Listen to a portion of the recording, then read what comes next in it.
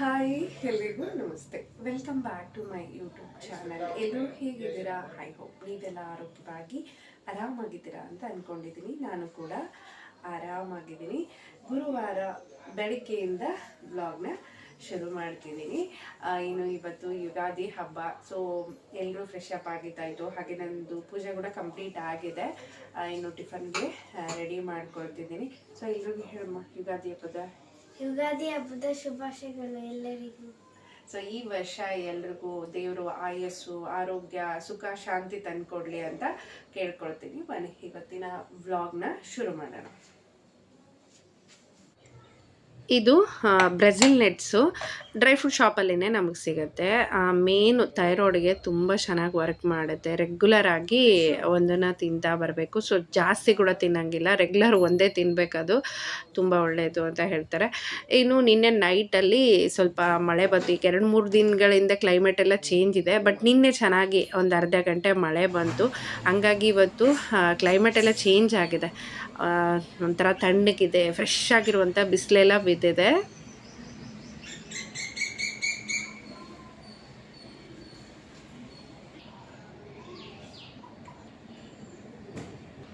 ಅಮಾವಾಸ್ಯೆ ಬುಧವಾರ ಮತ್ತು ಗುರುವಾರ ಕೂಡ ಇತ್ತು. ಸೊ ಹಾಗಾಗಿ ನಾನು ಗುರುವಾರನೇ ಅಮಾವಾಸ್ಯೆ ಹಬ್ಬ ಒಂದೇ ದಿನ ಮಾಡ್ಕೊಳ್ಳೋಣ ಅಂತ ಹೇಳಿ ಬೆಳಗ್ಗೆ ನಿಂಬೆಹಣ್ಣೆಲ್ಲ ಇಟ್ಬಿಟ್ಟು ಪೂಜೆನ ಮುಗಿಸ್ಕೊಂಡಿದ್ದೀನಿ.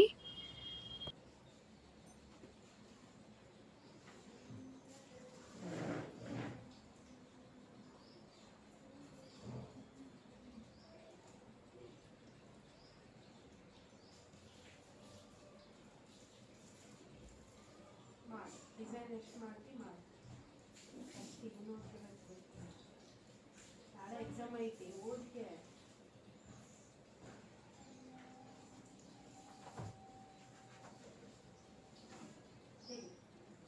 ಅದು ಡಬಲ್ ರೈಟಿಂಗ್ ಬರದೆ ಡ್ರಾಯಿಂಗ್ ಮಾಡಿದೆ ಅಂದರೆ ಬಡ್ತಾವ್ ನೀನು. ಎಲ್ರಿಗೂ ಯುಗಾದಿ ಹಬ್ಬದ ಶುಭಾಶಯಗಳು. ನಮಸ್ಕಾರ, ಎಲ್ಲರಿಗೂ ಒಳ್ಳೆಯದಾಗಲಿ. ಶೇಂಗಾ ಚಟ್ನಿಗೆ ಒಂದು 4 ಮೆಣಸಿನ್ಕಾಯಿನ ಹುರ್ಕೊಳ್ತಿದ್ದೀನಿ. ಶೇಂಗಾ ಚಟ್ನಿ ಆಗಿರಲಿ, ಕೊಬ್ಬರಿ ಚಟ್ನಿ ಆಗಿರಲಿ, ನಾವು ಮೆಣಸಿನ್ಕಾಯಿನ ಹುರಿದು ಹಾಕೋದ್ರಿಂದ ಟೇಸ್ಟ್ ತುಂಬ ಚೆನ್ನಾಗಿ ಬರುತ್ತೆ. ಇನ್ನು ಮಧ್ಯಾಹ್ನ ಊಟಕ್ಕೆ ಹೋಳಿಗೆ ಮಾಡ್ಕೊಳ್ಳೋಣ ಅಂತ ಹೇಳ್ಬಿಟ್ಟು ಬೇಳೆನೆಲ್ಲ ತೊಳೆದು ಒಂದು ವಿಸಿಲ ಕೂಗಿಸ್ಕೊತೀನಿ. ಸೊ ಹಬ್ಬ ಅಂದ ತಕ್ಷಣ ಆ ಸಂಭ್ರಮ ಸಡಗರನೇ ಬೇರೆ. ಅಮ್ಮನ ಮನೆಯಲ್ಲಿರೋವರೆಗೂ ಏನು ಹಬ್ಬ ಇದೆಲ್ಲ ಅದೆಲ್ಲ ಸ್ವೀಟ್ ಮೆಮೊರೀಸೇ. ಮದುವೆ ಆದಮೇಲೆ ಕಂಪ್ಲೀಟಾಗಿ ಚೇಂಜ್ ಆಗೋಗ್ಬಿಟ್ಟಿದೆ. ಯಾಕೆ ಈ ಥರ ಹೇಳ್ತಿದ್ದೀನಿ ಅಂತ ಹೇಳಿ ಖಂಡಿತ ಪೂರ್ತಿಯಾಗಿ ವಿಡಿಯೋ ನೋಡಿ ನಿಮಗೆ ಗೊತ್ತಾಗತ್ತೆ.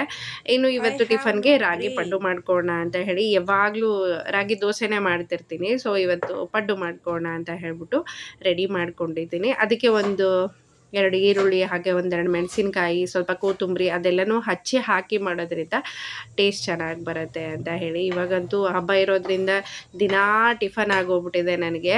ಇನ್ನೂ 2-3 ದಿನ ಇದೇ ಥರನೇ ಇರುತ್ತೆ. ಸೊ ಇದಕ್ಕೆ ಸ್ವಲ್ಪ ಉಪ್ಪನ್ನೆಲ್ಲ ಹಾಕಿ ಚೆನ್ನಾಗಿ ಕಲಿಸ್ಕೊಳ್ತಿದ್ದೀನಿ. ಬೇಸಿಗೆ ಇರೋದ್ರಿಂದ ಭಾಳ ಬೇಗ ಹುಳಿ ಅಂತ ಅನ್ಸೋದಕ್ಕೆ ಸ್ಟಾರ್ಟ್ ಆಗುತ್ತೆ ಹಿಟ್ಟು. ಸೊ ಹಾಗಾಗಿ ಮಾಡೋ ಟೈಮಲ್ಲಿನೇ ನಾವು ಈ ಇಡ್ಲಿ ಮಾಡಬೇಕಾದ್ರೂ, ದೋಸೆ ಮಾಡಬೇಕಾದ್ರೂ, ಸ್ಪೆಷಲಿ ರಾಗಿದು, ಮಿಲೆಟ್ಸು ಏನು ನಾವು ಟಿಫನ್ ಐಟಮ್ ಮಾಡ್ಕೊಳ್ತೀವಿ, ಬೆಳಗ್ಗೆನೇ ಉಪ್ಪು ಹಾಕಬೇಕು. ರಾತ್ರಿ ಹಾಕಿಬಿಟ್ರೆ ಒಂಥರ ಫುಲ್ಲು ಹುಳಿ ಆಗುತ್ತೆ. ಅದು ನೆಕ್ಸ್ಟು ಕೂಡ ಇಡಕ್ಕೆ ಬರೋದೇ ಇಲ್ಲ ನಮಗೆ. ಅಕಸ್ಮಾತ್ ಸ್ವಲ್ಪ ಮಿಕ್ತು ಮಧ್ಯಾಹ್ನ ಮಾಡ್ಕೊಂಡು ತಿಂತೀವಂದ್ರೂ ಕೂಡ ಚೆನ್ನಾಗಿರಲ್ಲ ಅದು. ಸೊ ಹಾಗಾಗಿ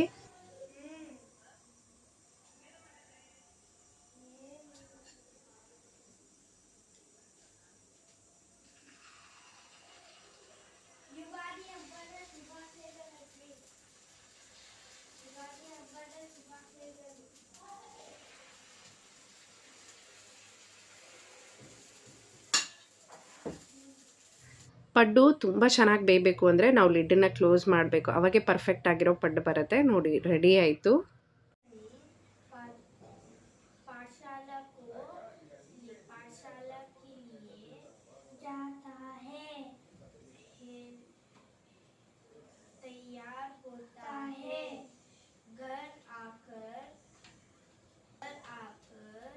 ನಿನಗೆ ಹೆಂಗೆ ಗೊತ್ತು ಇದು?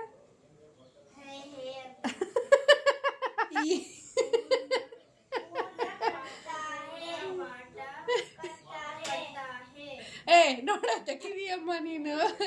ಅಲ್ಲ ಅವನಿಗೆ ಹೆಂಗೆ ಗೊತ್ತದು ಪೋಯಮ್ ಅಂತ ನಾನು ಕೇಳಿದರೆ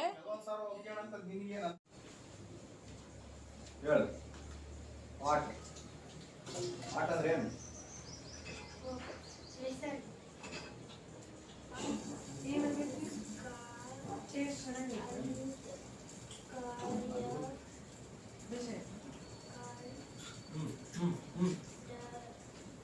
ಏನ್ ಮಾಡ್ತಿದೀವ ಅಲ್ಲಿ?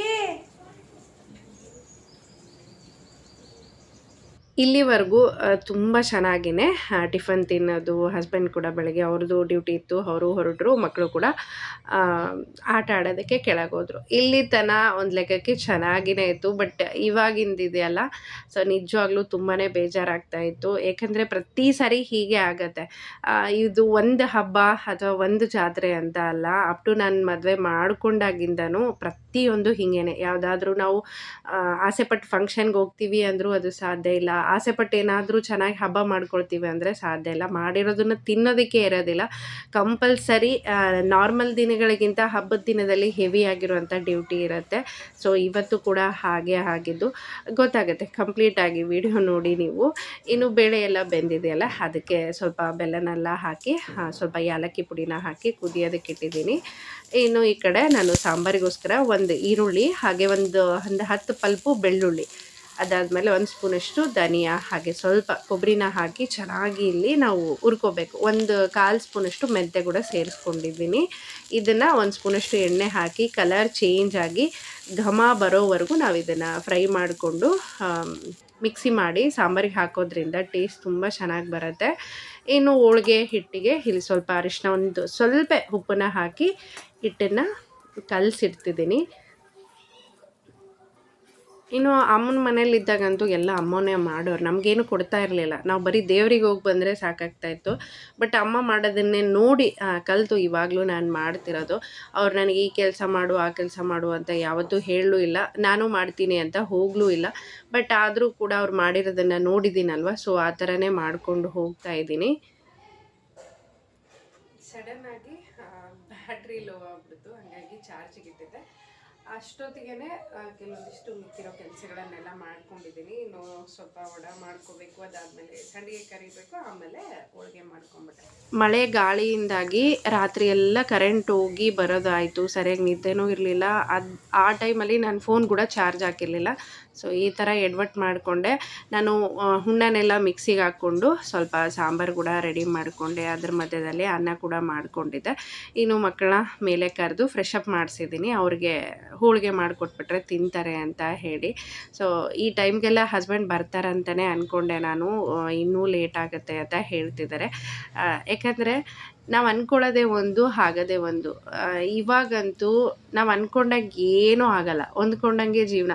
ಎಷ್ಟೋ ಸಾರಿ ಬೇಜಾರಾಗ್ತಾನೆ ಇರುತ್ತೆ. ಹಾಗಾಗಿ ನಾನು ಸುಮಾರು ಸರಿ ಹಬ್ಬಗಳು ಬಂದಾಗ ಏನಾದರೂ ಸ್ವಲ್ಪ ಸ್ವೀಟ್ ಮಾಡ್ತೀನಿ, ಇಲ್ಲಾಂದರೆ ಮಾಡೋದೇ ಬಿಟ್ಬಿಡ್ತೀನಿ.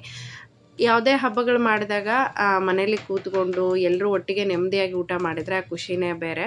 ಬಟ್ ಇವತ್ತು ಈ ಥರ ಆಗೋಯ್ತು. ಸೊ ಎಷ್ಟೋ ಜನಕ್ಕೆ ಅವ್ರೇನು ಜಾಬ್ ಮಾಡ್ತಾರೆ, ಆರಾಮಿದ್ದಾರೆ ಅಂತ ಹೇಳ್ತಾರೆ. ಆರಾಮ್ ಅಂದರೆ ಏನು ಗೊತ್ತಾ, ಮಾಡಿರೋ ಅಡುಗೆನ ಎಲ್ಲರೂ ಒಟ್ಟಿಗೆ ಕೂತ್ಕೊಂಡು ಊಟ ಮಾಡೋದು, ಟೈಮ್ ಕೊಟ್ಟು ಮಾತಾಡೋದು. ಸೊ ಅದು ಯಾವುದೂ ಇಲ್ಲ ನಮ್ಮ ಹತ್ರ, ತುಂಬಾ ಕಡಿಮೆ. ಬೆಳಗ್ಗೆ ಹೋದವರು ಒಮ್ಮೆಲೆ ರಾತ್ರಿನೇ ಬರ್ತಾರೆ. ಬರೋದೇ ಅವ್ರಿಗೆ ಸಾಕಾಗಿ ಹೋಗ್ಬಿಟ್ಟಿರುತ್ತೆ. ಸೊ ಅವ್ರ ಕೆಲಸದಲ್ಲಿ ಅವ್ರು ಬ್ಯುಸಿ ಇರ್ತಾರೆ. ಹಿಂಗೆ ನಡೀತಾ ಇದೆ ಜೀವನ. ಸೊ ಹಾಗಾಗಿ ನೋಡಿ, ಹೋಳಿಗೆ ಅಂತೂ ತುಂಬ ಚೆನ್ನಾಗಿಯೇ ಬಂತು.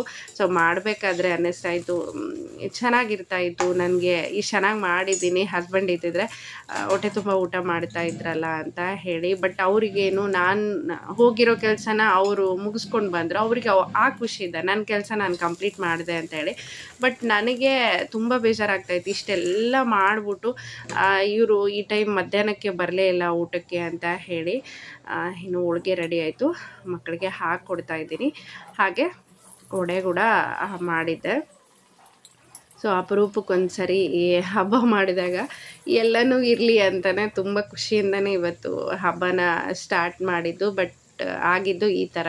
ಎಲ್ಲರೂ ಹಬ್ಬ ಮಾಡಿ ಊಟ ಮಾಡಿ ರೆಸ್ಟ್ ಮಾಡಿರ್ತಾರೆ. ನಮ್ಮದು ನೋಡಿ ಹೆಂಗಿದೆ ಅಂದರೆ, ಬೆಳಗ್ಗೆ 9 ಗಂಟೆಗೆಲ್ಲ ಡ್ಯೂಟಿಗೆ ಹೊರಟರು. ಈಗ ಬರ್ತೀನಿ ಅಂತ ಹೇಳಿ 2 ಗಂಟೆಯಿಂದನೂ ಈ ಟೈಮ್ ಆಗಿದೆ, ಇನ್ನೂ ಬಂದಿಲ್ಲ. ಸೊ ವೆಯ್ಟ್ ಮಾಡ್ತಾನೆ ಇದ್ದೀನಿ. ನಾನು ಕೂಡ ಊಟ ಮಾಡಿಲ್ಲ ಇನ್ನು ಕಿಚನಲ್ಲಿ ನೋಡಿ ಎಲ್ಲನೂ ಹಾಗೆ ಇದೆ. ಯಾವುದನ್ನು ಕಂಪ್ಲೀಟಾಗಿ ತೆಗಿಯೋಕ್ಕಾಗ್ತಾಯಿಲ್ಲ. ಇನ್ನು ಹೋಳಿಗೆ ಮಾಡೋದಿದೆ, ಸ್ವಲ್ಪ ವಡೆ ಹಾಕೋದಿದೆ, ಅದೆಲ್ಲನೂ ಇದೆ. ಸೊ ಈ ಥರ ಇರುತ್ತೆ ಹಬ್ಬ ಮಾಡಿದಾಗ. ನೆಮ್ಮದಿಯಾಗಿ ಹಬ್ಬ ಮಾಡಿಕೊಂಡು ಹೊಟ್ಟೆ ತುಂಬ ಊಟ ಮಾಡೋಂಗೂ ಇಲ್ಲ. ಸೊ ಯಾವಾಗಲೂ ಡ್ಯೂಟಿ ಅಂತ ಹೋಗಲೇಬೇಕು. ಇನ್ನು ಗೊತ್ತಿಲ್ಲ ಎಷ್ಟೊತ್ತಿಗೆ ಬರ್ತಾರೆ, ಎಷ್ಟೊತ್ತಿಗೆ ಊಟ ಆಗುತ್ತೆ ಅಂತ ಹೇಳಿ. ಯುಗಾದಿ ಹಬ್ಬ ಎಲ್ಲನೂ ಮಾಡಿದ್ದೀನಿ. ಆಲ್ರೆಡಿ ಮಕ್ಕಳಿಗೆ ಕೂಡ ಊಟ ಮಾಡಿಸಿ ಅವರು ಸ್ವಲ್ಪ ರೆಸ್ಟ್ ಮಾಡಿ ಮತ್ತೆ ಆಟ ಆಡೋದಕ್ಕೆ ಹೋದರೂ ಕೂಡ ನಂದು ಇನ್ನೂ ಇಷ್ಟೊತ್ತಾದರೂ ಊಟ ಎಲ್ಲ ಕಾಯ್ತಾನೇ ಇದ್ದೀನಿ.